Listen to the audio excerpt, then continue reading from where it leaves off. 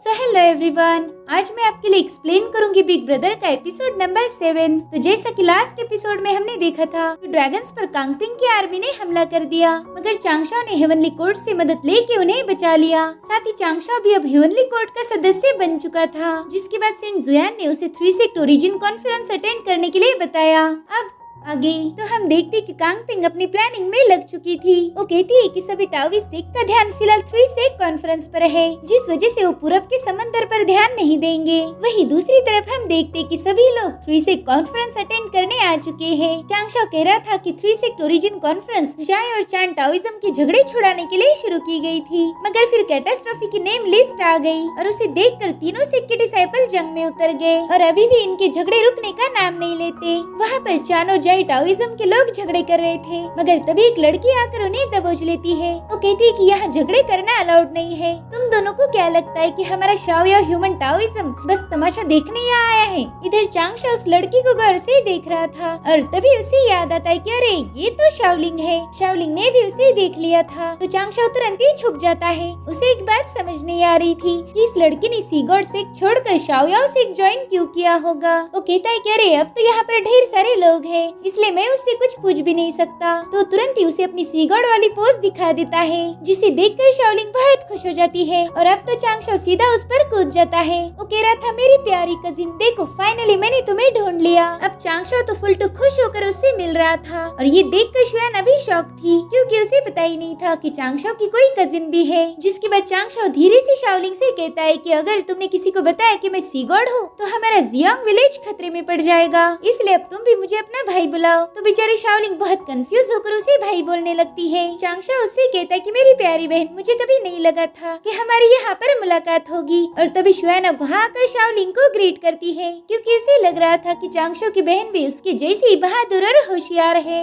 और अब वहाँ पर युआनशी बुद्धा के फॉलोअर चेंगजी पहुँच जाते हैं। दरअसल ये चान टाओइज्म के एल्डर थे, बाद में वहाँ पर एक हेड भी आ गई थी। वेल ये है यू जोंगजी और ये भी चान टाओइज्म के एल्डर है। अब ऐसे करते करते वहाँ पर चान टाओइज्म के बाकी के लोग भी पहुंच जाते हैं। तो इस तरह से चान टाओइज्म तो कॉन्फ्रेंस में आ चुका था। अब बारी थी उनके दुश्मन जाई टाओइज्म की। तो अब उस पूरी जगह को शेक करते हुए जाओ गोंगमिंग अपने कुछ फॉलोअर्स के साथ वहाँ पर पहुंच गए थे। वेल ये लोग थे जाई टाओइज्म के, उनके साथ ही डुबाओ डाओरेन भी वहाँ पर आ चुके थे। दरअसल ये कॉन्फ्रेंस इस डुबाओ डाओरेन और यून जोंगजी के झगड़ों की वजह से ही आयोजित की जाती है। अब चेंगजी डुबाओ डाओरेन से पूछ रहे थे कि आखिर इतनी डैशिंग एंट्री के साथ यहाँ आने की क्या जरूरत है, जिस पर डुबाओ डाओरेन कहते हैं कि हम तो बस कॉन्फ्रेंस के मजे लेने आए हैं, तुम्हारे जैसे बार बार झगड़े करना हमें नहीं आता। इधर चांगशाओ सोच रहा था कि इस दोनों टाओइज्म में अभी भी झगड़े चल ही रहे हैं। फिलहाल तो ये झगड़े इतने खतरनाक मोड़ पर नहीं आए, मगर जैसे ही कैटास्ट्रोफी की लिस्ट सामने आएगी ये झगड़े बस 2 सेक्ट तक सीमित नहीं रहेंगे, बल्कि इसमें ह्यूमन सेक्ट भी ज्वाइन हो जाएगा। चान टाओइज्म के ढेर सारे इमॉर्टल्स अपनी जान गवा देंगे, साथ ही उनकी कल्टीवेशन भी लूज हो जाएगी। जाई वालों का भी यही हाल होगा, इनके लोग भी मारे जाएंगे। इन तीनों सेक्ट के सेंट चाहकर भी एक साथ मिलके अपने डिसाइपल को गॉड बनने से नहीं रोक सकते, जिसके बाद वो सभी डिसाइपल हेवंस की कंट्रोल में चले जाएंगे। डाव ऑफ हेवन ही सब पर राज करेगा। इसीलिए मैंने जल्दी से ड्रैगन्स को भी हेवनली कोर्ट में जोड़ देना चाहिए, ताकि मेरा नाम उस गॉड की कैटास्ट्रोफी लिस्ट में शामिल ही ना हो। मैं गॉड बन के डाव ऑफ हेवन के हाथों की कठपुतली नहीं बनना चाहता। और अब वहाँ पर एक गोल्डन रोशनी के साथ सेंट जुयान की एंट्री होती है। सभी लोग सेंट जुयान को ग्रीट करके उनके सामने अपना सिर झुका रहे थे, क्योंकि ये ह्यूमन टाओइज्म के सेंट टाइचिंग के फर्स्ट और लास्ट डिसाइपल है। सेंट जुयान सबको कह रही थी कि प्लीज मेरे सामने अपना सिर मत झुकाओ, मैं तो बस एक मामूली सेंट हूँ। और रही बात मेरे मास्टर टाइचिंग की, तो प्रिमोर्डियल स्पिरिट पांगू के अवतार है। इतना ही नहीं, मेरे मास्टर टाइचिंग सभी टाओइज्म के एंसेस्टर है, उन्होंने ही टाओइज्म बनवाया। और आज यहाँ पर जितने भी सेक्ट मौजूद है वो सभी टाओइज्म के अंडर आते हैं। जिस पर चान टाओइज्म के चेंगजी कह रहे थे कि सेंट जुयान, आपके मास्टर ने उन्हीं लोगों को सेक्ट में रहने देना चाहिए जिनके पास अच्छा खासा नॉलेज और मेरिट है, इससे हेवन का फायदा होगा। मगर डुबाओ डाओरेन कहते कि टाओइज्म को ज्वाइन करने का हक सबको मिलना चाहिए, जिसे भी इस राह पर चलने की इच्छा है वो हमारी फैमिली में जुड़ना चाहिए। और रही बात नॉलेज की, तो उसे बाद में भी हासिल किया जा सकता है। सेंट जुयान देखते कि इन दोनों में तो बिल्कुल भी नहीं जमती, इनकी हर सोच एक दूसरे के खिलाफ थी।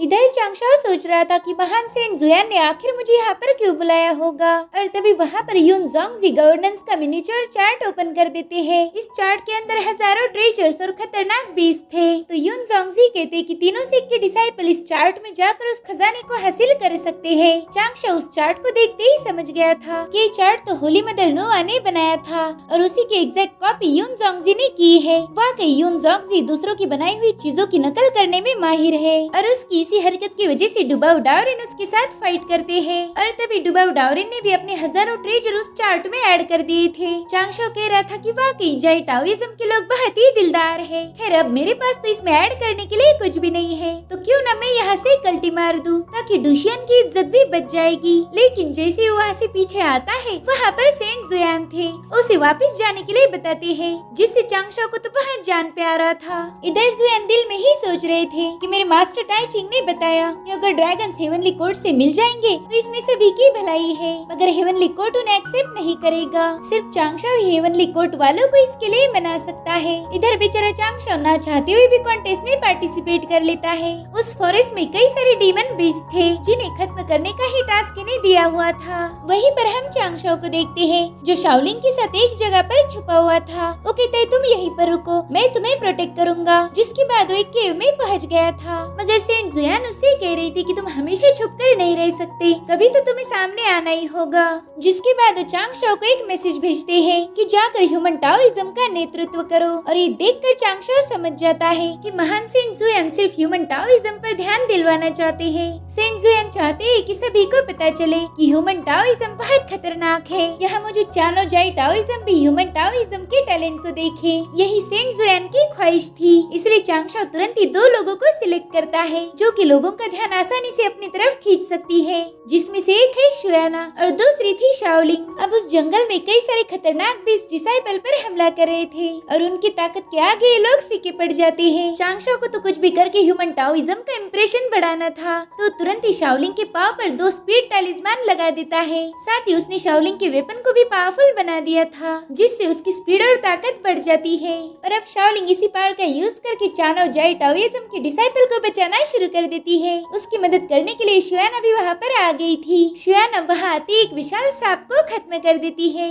और वो भी एक ही बार में, क्योंकि चांगशा ने उसकी सूंड पर पॉइजन पाउडर लगा दी थी, जिस वजह से चाहे कितना भी खतरनाक बीस्ट क्यों ना हो, वो इस पाउडर के कांटेक्ट में आते ही मारा जाता है। अभी दोनों लड़कियां उस पूरे जंगल पर छा गई थी। उन्होंने कई सारे डिसाइपल की जान बचाई, जिस वजह से कॉन्टेस्ट देखने वाले लोग इन दोनों की तारीफ कर रहे थे। वो कहते वाकई ह्यूमन टाओइज्म की दोनों लड़कियां बहुत खतरनाक है। इधर चांगशा अपनी माइंड पावर्स का यूज करके उन्हें बता रहा था कि उन्होंने अगला अटैक किस दिशा में करना चाहिए, ताकि ये लोग वहाँ जाकर बीस्ट को मार के ह्यूमन टाओइज्म का नाम रोशन कर दे। इधर शुयाना सोच रही थी कि सीनियर चांगशा खुद ही सब काम करते हैं, मगर उसका सारा क्रेडिट हमेशा दूसरों को दिया जाता है। चांगशा को फेमस होने से नफरत है, तो अब मैं अपनी तरफ से पूरी कोशिश करूंगी ताकि सीनियर चांगशा ने दिया हुआ टास्क पूरा कर पाऊं। शाओलिंग और मैं मिलकर ढेर सारे बीस्ट को खत्म करके ह्यूमन टाओइज्म का नाम रोशन करेंगे। और होता भी वैसे ही है। शाओलिंग और शुयाना ने मिलकर पता नहीं कितने ही डीमंस को मार दिया था, जिस वजह से वहाँ मौजूद डुशियन के लोग बहुत प्राउड फील कर रहे थे। इधर चान टाओइज्म के लोग कह रहे थे कि इन दोनों ने बहुत अच्छे से प्लानिंग करके डीमंस को किल किया है। मेरे ख्याल से आगे चल के ये लोग ह्यूमन टाओइज्म का नाम रोशन करेंगे। साथ ही डुबाऊ डाओरिन भी इन दोनों की बहुत तारीफ कर रहे थे। वो कहते कि ह्यूमन टाओइज्म के पास काफी टैलेंटेड डिसाइपल है। वहीं दूसरी तरफ जुयान भी कह रहे थे कि चांगशा ने अपनी प्रोफाइल लो रख के बहुत अच्छा काम किया है। उसने मुझे दिखा दिया कि कोई भी काम हार्ड वर्क के बिना सफल नहीं होता और कोई भी डिस्प्यूट जंग से बढ़कर नहीं है। शांत रह के हम सब कुछ हासिल कर सकते हैं। आज मैंने चांगशा से बहुत कुछ सीखा है। अगर वो मेरा जूनियर बन जाए तो टुशिता पैलेस में मौजूद ह्यूमंस के कार्यभार को हैंडल कर सकता है। और चांगशा से तो मेरे मास्टर टाइचिंग भी बहुत खुश होंगे, मगर तभी उन्हें कुछ गड़बड़ महसूस होती है, तो तुरंत ही अपनी पावर्स का यूज करके चेक करते हैं कि ड्रैगन्स का दूसरा राजकुमार यानजी खतरे में है। तो चांगशा को तुरंत ही बताते कि जल्दी से जाकर यानजी की मदद करो। इधर यानजी पर कांगपिंग के सिपाहियों ने हमला कर दिया था। साथ ही वो चांगशा ने दिया हुआ ऑफ भी तोड़ देते हैं ताकि जीफांग टाओइज्म सेफ रहे और उनके खिलाफ किसी को भी कोई सबूत न मिले। तब तक चांगशाओ भी वहाँ पर आ गया था। उसे पता था कि ये सारी हरकत ज़ीफांग के सेजेस की है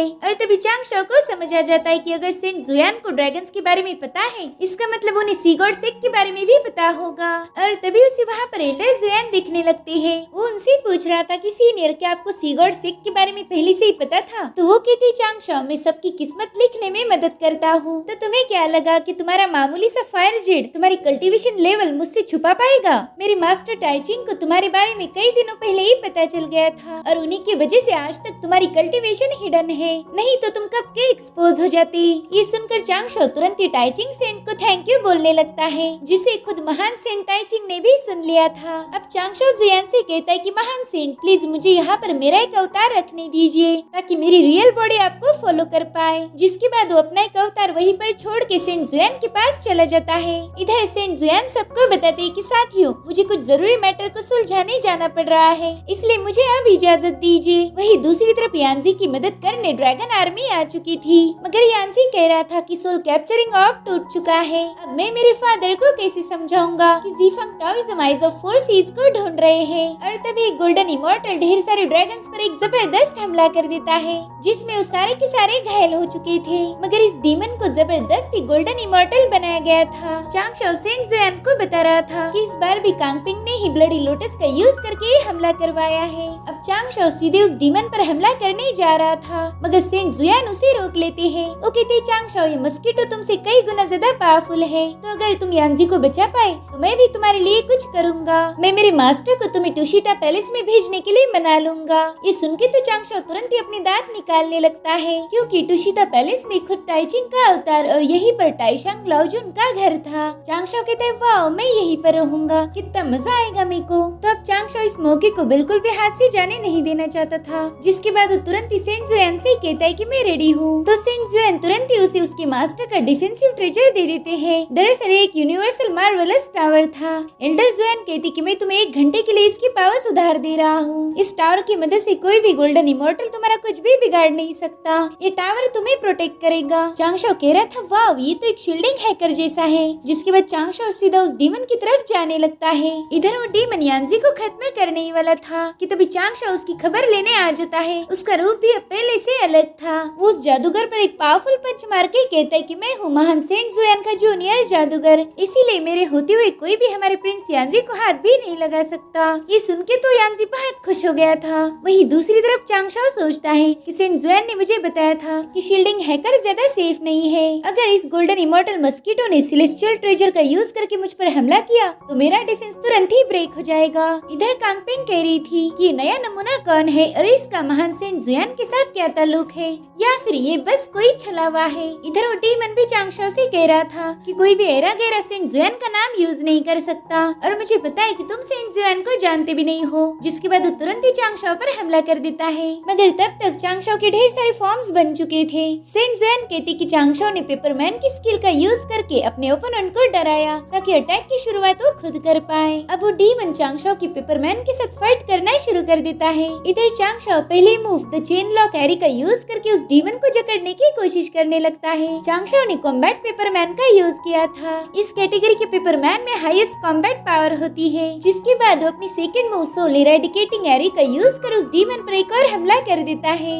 उस बेचारे डीमन को तो कुछ भी समझ नहीं आ रहा था कि वो जाए तो जाए कहाँ, और तभी चांगशाओ उस पर एक हेवी सोर्ड से हमला कर देता है, जिसे उस डीमन ने ब्रेक कर दिया था। मगर इसी मौके का फायदा उठाकर चांगशाओ उसे जकड़ लेता है। और फिर आती है चांगशाओ की थर्ड मूव। उसने अब थंडरस पॉइजन एरी का यूज कर दिया था, जिसके बाद उस डीमन पर लगातार पावरफुल हमले होना शुरू हो जाते हैं। हर तरीके से वो ट्रैप हो गया था, मगर वो था एक गोल्डन इमॉर्टल, इसलिए वो चांगशाओ के हर एक अटैक को डिस्ट्रॉय कर देता है। वो डीमन को ऐसे देख रहा था कि बस एक ही बंदा ट्रेजर का यूज कर रहा है, इसका मतलब यही उस बंदे की रियल बॉडी है, इसलिए वो तुरंत ही चांगशाओ पर हमला करने चला जाता है। इधर चांगशाओ ने तुरंत ही उस पर काउंटर अटैक कर दिया था। वहाँ पर अब ढेर सारे पेपरमैन उस डीमन के साथ फाइट करना शुरू कर देते हैं। ये सब देखकर जुयान कह रहे थे कि एक पेपरमैन दूसरे पेपरमैन को डिप्लॉय करता जा रहा है, यानी कि इनका कोई अंत नहीं। इधर चांगशाओ के पेपरमैन की पूरी आर्मी ही बन गई थी। वो सब मिलकर उस डीमन की तगड़ी धुलाई करना शुरू कर देते हैं, जिससे वहाँ पर बहुत बड़ा धमाका होकर वो डीमन नीचे गिर जाता है। चांगशाओ को लग रहा था कि इसका काम तो तमाम हो गया, मगर ऐसा ऐसा बिल्कुल नहीं था। वो डीमन दोबारा से चांगशाओ पर हमला करने की कोशिश करता है, लेकिन तभी चांगशाओ अपनी फ्लूट उसमें घुसाकर उसे खत्म कर देता है। इधर कांगपिंग देख रही थी कि उसका ये प्लान भी फ्लॉप हो गया। वो कहती है कि शायद ये बंदा वही है जिसने डूशियान में मेरी प्लानिंग की वाट लगा दी थी। इधर चांगशाओ ने उस डीमन की सोल को डिस्ट्रॉय करना शुरू कर दिया, मगर इसमें उसे बड़ी ही मेहनत लग रही थी क्योंकि वो डीमन एक गोल्डन इमॉर्टल था। लेकिन फाइनली बेचारे पेपरमैन पूजा पाठ कर करके उस डीमन को खत्म ही कर देते हैं। अब सेंट जुएन ने दिया हुआ टास्क चांगशाओ ने पूरा कर दिया था, इसलिए वो काफी खुश था। मगर तभी कांगपिंग अचानक से उस पर हमला करने आ जाती है। ये अटैक एकदम सडन था, जिस वजह से चांगशाओ इसके लिए बिल्कुल भी तैयार नहीं था और इसी वजह से वो इस अटैक में बुरी तरह से घायल हो जाता है। और तभी चांगशाओ को वहाँ पर बहुत ही अलग अलग विजन दिखने लगते हैं, जिसमें वो ब्लडी लोटस को भी देख पाता है। ये वही फ्लावर था जिससे कांगपिंग अपनी आर्मी को स्ट्रॉन्ग बनाती है। साथ ही उसे ये भी पता चला था कि कांगपिंग ब्लडी लोटस का खून पीती है।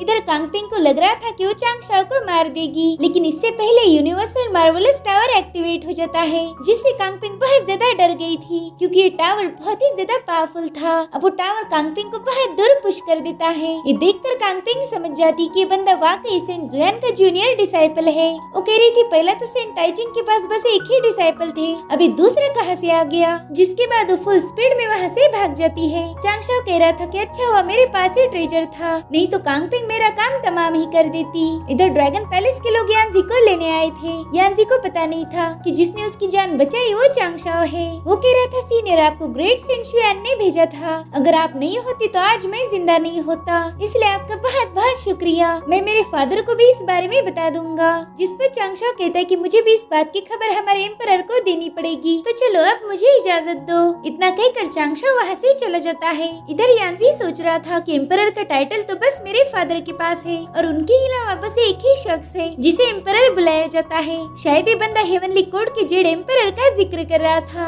यानी कि खुद जेड एम्परर ने इस बंदे को मेरी मदद करने भेजा था। दरअसल ये सारी प्लानिंग चांगशाओ की थी। वो यांजी की मदद करके साबित करना चाहता था कि यांजी पर हेवनली कोड का एहसान है, ताकि वो आगे चल के हेवनली कोड के साथ जुड़ जाए। जुएन कह रहे थे कि चांगशाओ तुमने वाकई बहुत अच्छा काम किया है, इसीलिए मेरी तरफ से ये तोहफा कबूल कर लो। इसमें कास्टिंग बिन्स है जिसका यूज करके तुम सोल्जर क्रिएट कर सकते हो और उन सोल्जर में हेवनली स्ट्रेटेजीज होगी। साथ ही अगर फ्यूचर में तुम किसी भी मुसीबत में फंस गए तो बस ये टोकन शो करना, तुम्हारी तुरंत ही मदद की जाएगी। अब उस टोकन पर लिखा था जूनियर मैजिशियन ऑफ सेंट जुएन। उस टोकन को हासिल करके तो चांगशाओ की खुशी का कोई ठिकाना नहीं था। चांगशाओ कह रहा था कि ये तो है असली हुक्म का इक्का, ये टोकन सबूत है कि मैं सेंट जुएन का जूनियर बन चुका हूँ। अब चांगशाओ सेंट जुएन का शुक्रिया अदा करते हुए बताता है कि आपको जीफांग टाओइज्म का टेंशन लेने की जरूरत नहीं, क्योंकि अब वो लोग इतनी जल्दी हमारी तीनों सेक्ट पर हमला नहीं करेंगे। हमने उनकी सारी साजिशें फेल कर दी। जिस पर जुएन कहते कि मैंने ऑलरेडी मेरे मास्टर टाइचिंग और बाकी के सेक्ट के मास्टर को बता दिया कि जीफांग वालों ने ही ब्लडी विंग्स मस्कीटो का यूज करके हमारे सेक्ट पर अटैक किया है।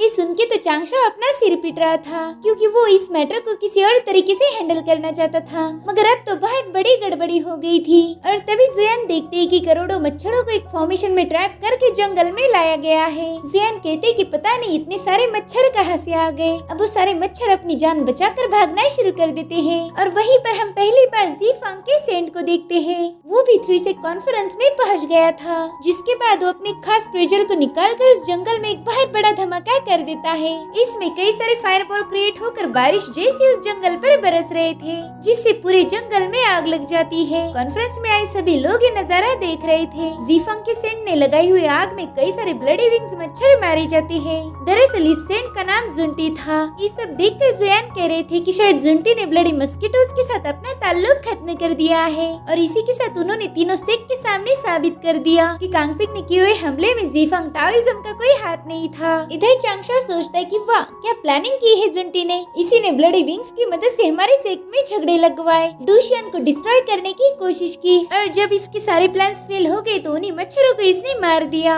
अभी सभी लोगों के सामने अच्छा बन चुका है, लेकिन मुझे नहीं लगता कि कांगपिंग जुंटी की हरकत से खुश होंगी, क्योंकि मच्छर उसके बच्चे थे और जुंटी ने उन्हीं का खून कर दिया। वही दूसरी तरफ हम कांगपिंग को देखते हैं, जिसे जुंटी बहुत डांट रहा था। वो कहता है कि तुम टाओइस्ट सेक्ट में झगड़े लगाने में फेल हो गई, तुम सी गॉड सेक्ट से मेरिट हासिल करने में भी फेल हो गई, साथ ही हमारे 2 लोग ड्रैगन के सामने एक्सपोज हो गए। इतना ही नहीं, तुम तो उस छोटे से ड्रैगन यांजी को भी मार नहीं पाई। इसी वजह से मुझसे रहम की कोई उम्मीद भी मत करना। मैंने सजा के तौर तौर पर तुम्हारे 30% मच्छरों को खत्म कर दिया है ताकि किसी को भी मुझ पर शक न हो। अब तुम कुछ नहीं करोगी, तुम्हारी जगह पर कोई और मेरा काम करेगा। फिलहाल तुम कुछ दिनों की छुट्टी ले लो। जिस पर कांग पेंग भी अग्री हो जाती है, जिसके बाद जुंटी वहाँ से चला गया था। अब कांग पेंग मायूस होकर रोने लगती है। वो रोते हुए कह रही थी कि जुंटी, मैंने तुम्हारे सारे ऑर्डर्स को फॉलो किया और बदले में मुझे क्या मिला? तुमने मेरे आधे क्लैन को खत्म कर दिया। तुमने मेरे बच्चों को बड़ी बेरहमी से जलाकर राख कर दिया। अब यहाँ पर बैठ के आंसू बहाने से अच्छा है मैं फाइट करूँ, चाहे उसमें मेरी जान ही क्यों न चली जाए, लेकिन मैं मेरे बाकी के मच्छर बच्चों को बचा के रहूंगी। इधर 3 कॉन्फ्रेंस में जाओ गॉन्गमिंग सोच रहा था कि जुंटी ने यहाँ आकर कुछ मच्छरों को मार दिया तो उसे लगता है कि उसे माफी मिल गई, लेकिन ऐसा बिल्कुल नहीं है। उसने हमारे साथ जो कुछ भी किया उसे उसकी कीमत चुकानी पड़ेगी। इसलिए वो आगे की प्लानिंग करने के लिए वहाँ से जाने लगता है। उड्डा और इनसे कह रहे थे कि अब तो कॉन्फ्रेंस खत्म हो चुकी है, इसीलिए मुझे इजाजत दीजिए। इधर चांगशाओ का रियल फॉर्म भी जंगल में वापस आ चुका था। वो आते ही अपने अवतार को गायब कर देता है, जिसके बाद शुयान और शाओलिंग का शुक्रिया अदा कर रहा था क्योंकि उन दोनों ने ही उसके अवतार की वहाँ पर हिफाजत की थी। और तभी चांगशाओ अचानक से एक अलग ही जगह पर पहुँच जाता है। वो कह रहा था, अरे सेंट जुयान से तो मैंने अभी अभी बाय बोला था, फिर उन्होंने मुझे दोबारा से मिलने क्यों बुलाया? अरे नहीं, शायद ये जुयान नहीं बल्कि उनके मास्टर सेंट टाइचिंग है। पता नहीं इन दोनों ने अचानक से मुझे मैसेज क्यों भेजा, लेकिन मुझे पता है कि ग्रेट सेंट जुयान बस टेक्स्ट मैसेज भेज सकते हैं, मगर उनके मास्टर टाइचिंग ने तो 5G के जरिए वीडियो भेजा है। अरे वाह, ह्यूमन टाओइज्म की जय हो, ये लोग तो बहुत तरक्की कर रहे हैं। अब सेंट टाइचिंग के बाद बाकी के सारे सेंट भी 5G में वीडियोस भेज पाएंगे।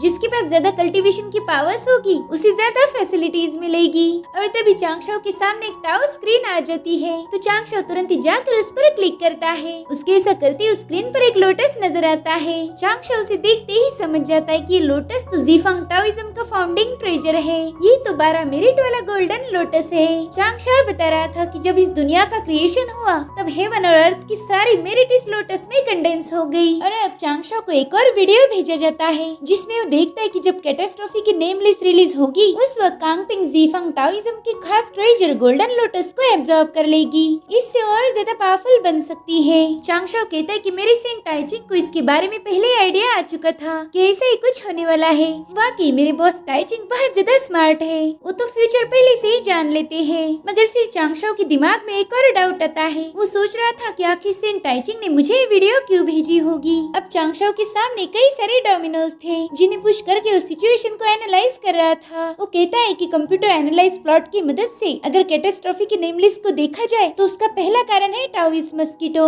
जिसने गोल्डन लोटस को खा लिया और कांगपिंग की इस हरकत का इफेक्ट टाओइज्म पर पड़ गया। कांगपिंग टाओइज्म को डिस्ट्रॉय करना चाहती थी मगर मैंने उसे रोक दिया और मेरी इस एक्शन की वजह से कांगपिंग का भविष्य बदल गया। यानी जो उसने सोचा था वैसा नहीं हो पाया और अब वो कुछ और हथकंडे अपनाएगी। और तभी चांगशाओ के आगे एक और फुटेज आ जाती है जिसमें वो देख पाता है कि कांगपिंग फ्यूचर में डूशियान को जलाकर राख कर देगी। चांगशाओ कहता है कि शायद ये फ्यूचर सेंट टाइचिंग ने भी देख लिया और इसी वजह से उन्होंने मुझे उनके साथ काम करने के लिए अपॉइंट किया है। जिसके बाद चांगशाओ अपनी सी गॉड वाले फॉर्म में आ गया था। वो अपनी नेक्स्ट प्लानिंग पर काम करना शुरू कर देता है। वो कह रहा था कि जब कैटास्ट्रोफी होगी तब कांगपिंग गोल्डन लोटस खाकर पावरफुल बन जाएगी, जिसके बाद वो मेरे क्लाइंट डूशियान को बर्बाद कर देगी। इसलिए अब मुझे कुछ भी करके कांगपिंग को मेरी साइड करना ही होगा। और तभी रास्ते में उसे कांगपिंग दिख जाती है। वो कहता है, मैडम जी जरा रुकिए, तो मुझे आपसे कुछ बात करनी है। अब चांगशाओ उससे बात करने जा ही रहा था कि तभी कांगपिंग उस पर हमला कर देती है। वो कह रही थी, कुत्ते सी गॉड, उस दिन तो मैं तेरे टेम्पल में आके भी तुझे मार नहीं पाई, लेकिन आज तू खुद ही मरने के लिए मेरे पास चला आया।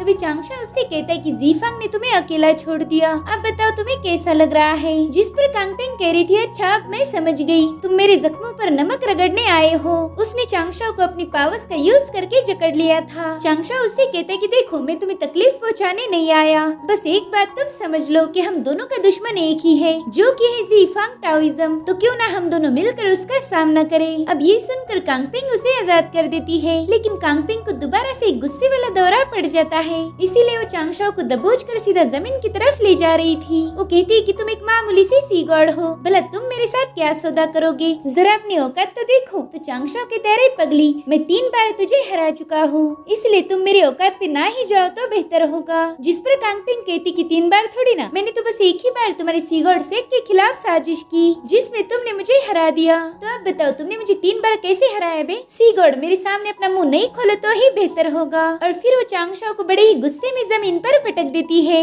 मगर ऊपर वाले का शुक्र है कि चांगशाओ अभी भी सही सलामत था। वो कहता है, कांगपिंग, थोड़ी देर पहले ही हमारी मुलाकात हुई थी यार, तुम इतनी जल्दी मुझे कैसे भूल गई? और तभी कांगपिंग को क्लिक होता है कि अरे यही सेंट जुआन का जूनियर जादूगर है। चांगशाओ कहता है, ये हुआ दूसरी बार और फर्स्ट टाइम हमारी मुलाकात डूशियान में हुई थी। तुम्हारा स्पिरिचुअल अजूर बर्ड मेरे ही हाथों मारा गया था, जिसके बाद उसे अपना एल्डर जियांग वाला फॉर्म भी शो करता है। ये सब जानकर कांगपिंग तो हैरान थी। अब तक वो जिसे 3 अलग लोग समझ रही थी, दरअसल वो एक ही था। अब कांगपिंग उससे कहती, चलो मैं मान लेती हूँ कि तुमने मुझे 3 बार हराया है, तो अब बताओ तुम मुझसे क्या चाहते हो? जिस पर चांगशाओ कहता है, मुझे तो बस तुम्हारे साथ कुछ जरूरी बात करनी है। कांगपिंग दिल में ही ठान लेती है कि वो चांगशाओ से बात तो करेगी, लेकिन चांगशाओ ने कोई भी गड़बड़ी की तो उसे ऑन द स्पॉट खत्म कर देगी। इधर चांगशाओ की तो डर के मारे ही पसीने छूट रहे थे। वो सोचता है कि इस मच्छर की कल्टीवेशन मुझसे बहुत ज्यादा ऊपर है, अगर मैं केयरफुल नहीं रहा तो मैं बहुत बड़ी मुसीबत में फंस जाऊंगा। और अब हमें एक टाउन दिखाया जाता है, वहाँ पर सब कुछ अचानक से रुक गया था। कांगपिंग कहती, पता नहीं ये सी गॉड मुझे इंसानों के इलाके में क्यों लेके आया है, और इसे तो ये भी डर नहीं कि मैं इसे मार सकती हूँ। शायद इसने पहले ही कोई ट्रैप यहाँ पर सेटअप किया है। इधर चांगशाओ दिल में ही सोच रहा था कि मैं जानबूझ के इसे भीड़ वाले इलाके में लेके आया हूँ, ताकि मैं उससे बिना डरे ज्यादा जानकारी निकाल पाऊँ। बस अब मेरी अगली चाल ये है, लेकिन चांगशाओ अपनी पूरी बात बता पाई इससे पहले ही कांगपिंग ने उस पर हमला करने के लिए जंप लगा दी थी। फिलहाल तो हवा में थी और तभी चांगशाओ सोच रहा था कि अरे बाप रे, इसने तो बिना कुछ बोले डायरेक्ट एक्शन ले लिया। तो खुद को बचाने के लिए आर्ट ऑफ स्टेबिलिटी का यूज करता है। फिर इस टेक्निक में एकदम शांत रहा जाता है। अब वो एकदम शांत अंदाज में कांगपिंग से कहता है, मैं तुम्हें बहुत दूर लेके आ गया, कहीं तुम थक तो नहीं गई ना? ये सुनकर कांगपिंग अपना अटैक रोक देती है। वो सोच रही थी कि अरे इस बंदे को तो पता ही नहीं कि मैं इसे मारने वाली थी। और इधर चांगशाओ दिल में ही कह रहा था कि अरे यार, चाहे मैं कितना भी इसके साथ प्यार से बात कर लूं, आखिरकार ये मेरे छोटे छोटे टुकड़े करने ही वाली है। मगर तभी वो देखता है कि कांगपिंग ने अपना अटैक रोक दिया है और ये देखकर चांगशाओ को थोड़ा सा सुकून मिल गया था। अब चांगशाओ उससे कहता है कि जरा अपने आसपास देखो, यहाँ पर लोग सरवाइव करने के लिए कपड़े और रोटी के पीछे भागते हैं। बेचारे मजबूरी की खातिर एक चेहरे पर कई सारे झूठे चेहरे लगाते हैं। हम दोनों भी इन्हीं लोगों की तरह हैं। हमारी प्रिमोर्डियल दुनिया एक चेस बोर्ड है और उसके सारे प्यादे सेंट के पास होते हैं। हम दोनों भी इन्हीं के प्यादे हैं। जैसा ये हमें चलाते हैं वैसा हम चलते हैं। और इसी वजह से जीफांग के सेंट ने तुम्हारी करोड़ों बच्चों को मार दिया। जीफांग ने खुद को महफूज रखने के लिए अपनी ये चाल खेली। अब चांगशाओ ने कांगपिंग की दुखती रग पर हाथ रख दिया था, जिस वजह से वो गुस्से में उसकी तरफ आने लगती है। वो कह रही थी कि तुम्ही ने मेरे सारे प्लान खराब कर दिए, तुम्हारी वजह से मेरी बदनामी हो गई और जुंटी के सामने मेरे मुंह पर कालिक पुत गई। इधर बेचारे चांगशाओ की तो उसका गुस्सा देखकर ही हालत खराब होने लगती है। वो बहुत कांप रहा था। इधर कांगपिंग कहती कि आज मैं तुम्हारी दोनों आंखें निकाल के उनकी गोटियां खेलूंगी और साथ ही तुम्हारी खाल भी उधेड़ दूंगी। इतना ही नहीं, मैं तुम्हारी सारी हड्डियां और खून भी ड्रेन कर लूंगी, ताकि तुम कभी पुनर्जन्म ना ले पाओ। वो अपने तेज नाखून चांगशाओ के सीने पर चुभा चुभा कर उसे डरा रही थी। वो कहती है, मैं तुम्हारे सभी दोस्त और फॉलोअर्स को खा लूंगी, ताकि वो आखिरी दम तक इस बात पर पछताए कि उन्होंने तुम्हारे जैसे बकवास, मनहूस और घटिया देवता को फॉलो किया। मैं चाहती हूँ कि तुम राख बन के गायब हो जाओ और तुम्हारी सोल के चिथड़े चिथड़े उड़ जाए। मैं चाहती हूँ कि तुम्हारा सी गॉड से तबाह हो जाए। अब इतनी सारी बद्दुआएं सुन के चांगशाओ बाहर डर जाता है, तो उसे शांत करने के लिए कहता है कि मैं एक काम करता हूँ, मैं खुद ही जीफांग टाओइज्म को डिस्ट्रॉय कर दूंगा, ताकि इससे तुम्हारे प्यारे मरे हुए मच्छर बच्चों की आत्मा को शांति मिले। इससे तुम्हारा बदला भी पूरा हो जाएगा। ये सुनकर कांगपिंग थोड़ा सोचती है और फिर वो एकदम से मीठी स्माइल करते हुए कहती है, ओह सी गॉड, तुम कितने प्यारे हो। अगर तुम ये कर पाए ना तो तुम मेरे सबसे प्यारे बेस्ट फ्रेंड बन जाओगे। ये सुन के तो चांगशाओ की जान में ही जान आ गई थी। अब कांगपिंग उससे पूछ रही थी कि बताओ तुम्हारा आगे का प्लान क्या है। तो चांगशाओ तुरंत ही वहाँ के लोगों को अनफ्रीज करके कांगपिंग को अपने टेम्पल में ले जाता है। वो कहता है, देखो सारी चीजें yin yang से बनी है और ये सब कुछ हेवनली कोर्ट के अंडर है। आगे चल के हेवनली कोर्ट और ज्यादा स्ट्रॉन्ग बनेगा, लेकिन जीफांग टाओइज्म हम लोगों पर अटैक करके हेवनली कोर्ट के रास्ते का कांटा बन जाएगा। इसलिए मैं चाहता हूँ कि तुम जीफांग टाओइज्म के साथ रहते हुए भी मेरे लिए काम करो। अगर तुम मुझे उनकी सारी खबरें देती रही तो आगे चल के तुम मच्छरों के अच्छे दिन आ जाएंगे। मैं तुम्हारी सारी प्रॉब्लम मिटा दूंगा। ये सब सुनकर कांगपिंग सोचती है कि जीफांग वालों को लगता है कि वो जो भी प्लानिंग कर रहे हैं वो एकदम परफेक्ट है। मगर इस सी गॉड का मास्टर टाइचिंग जीफांग वालों से बहुत ज्यादा होशियार है। उसने ऑलरेडी जीफांग की सारी प्लानिंग को भाप लिया और अब तो जीफांग की बाजी ही जीफांग पर पलटने वाला है। और वैसे भी ह्यूमन टाओइज्म बहुत पावरफुल है और ये सी गॉड बहुत डरावना। अब चांगशाओ को उसने दिल में कई सारी बातें सुनाई दे रही थी, तो अभी कहता है कि यार सच बताओ ना, मैंने तुम्हें कब डराया? मैंने जितने प्यार से तुम्हारे साथ बात की है, आज तक उतनी प्यार से बात किसी के साथ भी नहीं की थी। तो अब कांगपिंग सोच समझ के जवाब देती है कि ठीक है, मैं तुम्हारे साथ काम करने के लिए तैयार हूँ। ये सुन के चांगशाओ बहुत खुश हो गया था। उसने हेवनली कोर्ट का डर दिखा के मच्छरों की रानी को अपनी साइड करवा लिया,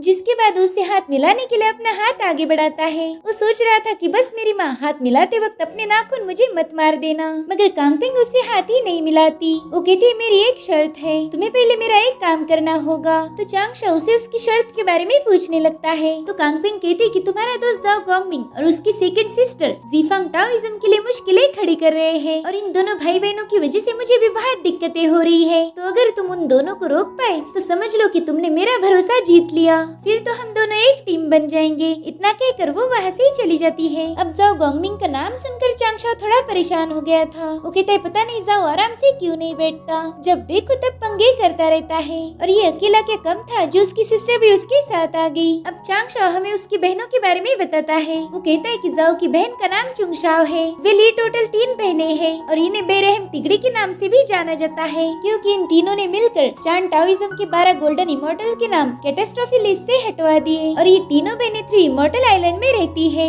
शायद अब मुझे चुंगशाओ से मिलने के लिए वहीं पर जाना पड़ेगा। जिसके बाद चांगशाओ 3 इमोर्टल आइलैंड के लिए रवाना हो जाता है। वो कह रहा था कि जाओ और चुंगशाओ अगर ऐसी मुसीबतें खड़ी करती रही तो इससे मेरा पूरा प्लान बेकार हो जाएगा। साथ ही इससे जीफांग टाओइज्म की दूसरे टाओइज्म के साथ दुश्मनी और ज्यादा बढ़ जाएगी। मैं जाओ को समझाने के लिए डुबाओ डाउरिन की मदद भी नहीं ले सकता, क्योंकि वो इतने ज्यादा मोटे हैं कि इन कामों के लिए वो बिल्कुल भी फिट नहीं। लेकिन चुंगशाओ की बड़ी बहन इमोर्टल यूनशाओ इसमें मेरी मदद कर पाएगी। अब चांगशाओ 3 इमोर्टल आइलैंड के पास पहुंच गया था। वहाँ पर तो बस बादल ही बादल थे, जो कि दिखने में एकदम शांत, मगर इसके अंदर रहने वाले लोग बहुत ज्यादा खतरनाक थे। अब चांगशाओ अपनी स्पिरिचुअल सेंसेस का यूज करके इमोर्टल आइलैंड का गेट ढूंढने लगता है, मगर उसे तो वहाँ पर बस बादल ही नजर आ रहे थे। तो चांगशाओ उन बादलों को ग्रीट करते हुए कहता है कि मैं हूँ सी गॉड और मैंने मेरा खुद का नाम रखा है हिस्परस। मुझे इमोर्टल यूनशाओ के साथ मीटिंग करनी है, मगर बादलों में से उसे कोई जवाब नहीं मिलता। तो चांगशाओ दोबारा से जोर से कहने लगता है कि मुझे यूनशाओ से मिलना है, लेकिन इस बार भी उसे कोई जवाब नहीं मिलता। तो चांगशाओ कहते हैं शायद अब मुझे थोड़ा सा शोर मचा के इन्हें डिस्टर्ब करना पड़ेगा। जिसके बाद वो अपने पेपरमैन से कहता है कि चलो आओ और जितना हो सके उतना जोर से सुरीला म्यूजिक बजाओ। तो चांगशाओ के पेपरमैन सुरीला तो नहीं बल्कि एकदम बेकार म्यूजिक प्ले करने लगते हैं। उस म्यूजिक को सुन के ऐसा लग रहा था कि वहाँ पर किसी की मौत हो चुकी है। अब उसी बेकार से म्यूजिक को सुनकर वहाँ पे एक लड़की आ जाती है। ये जाई टाओइज्म की बाईशाओ थी। वो कह रही थी कि मेरा बड़ा भाई और मेरी दोनों बहनें सही सलामत है, इसलिए तुम्हें उनका मातम मनाने की जरूरत नहीं, तो प्लीज इस घटिया सी म्यूजिक को बंद कर दो। तो चांगशाओ तुरंत ही उसे ग्रीट करते हुए कहता है कि इमोर्टल बाईशाओ, मैंने इस कार्ड में सब कुछ लिख दिया है, प्लीज इसे अपनी बड़ी बहन इमोर्टल यूनशाओ तक पहुँचा दीजिए। तो बाईशाओ तुरंत ही उस कार्ड को ले लेती है। चांगशाओ दिल में ही कह रहा था कि ये है जाओ की सबसे छोटी बहन और ये प्रैंक करने में माहिर है, इसलिए मैंने इसे थोड़ा सा बच के रहना चाहिए। अब बाईशाओ कहती कि तुम यही रुको, मैं अभी आती हूँ, लेकिन ये एक बात याद रखना, अगर तुमने मेरी बड़ी बहन के साथ ऐसे ही मजाक किया है तो मैं तुम्हारा बुरा हाल कर दूंगी। जिसके बाद वो वहाँ से चली जाती है, मगर बाईशाओ ने वहाँ से जाते वक्त चांगशाओ को भी रास्ता दिखा दिया था, इसलिए वो भी उसे फॉलो करते हुए 3 इमोर्टल आइलैंड की तरफ जाने लगता है। उसकी स्पिरिचुअल सेंसेस अभी भी काम नहीं कर रहे थे, क्योंकि वहाँ पर एक ऐसा फॉर्मेशन था जो स्पिरिचुअल सेंसेस को ब्लॉक कर देता है। लेकिन फाइनली चांगशाओ 3 इमोर्टल आइलैंड पहुँच जाता है और इसी के साथ ये एपिसोड भी यहीं पर एंड हो जाता है। Thank you so much for watching. Bye bye, take care.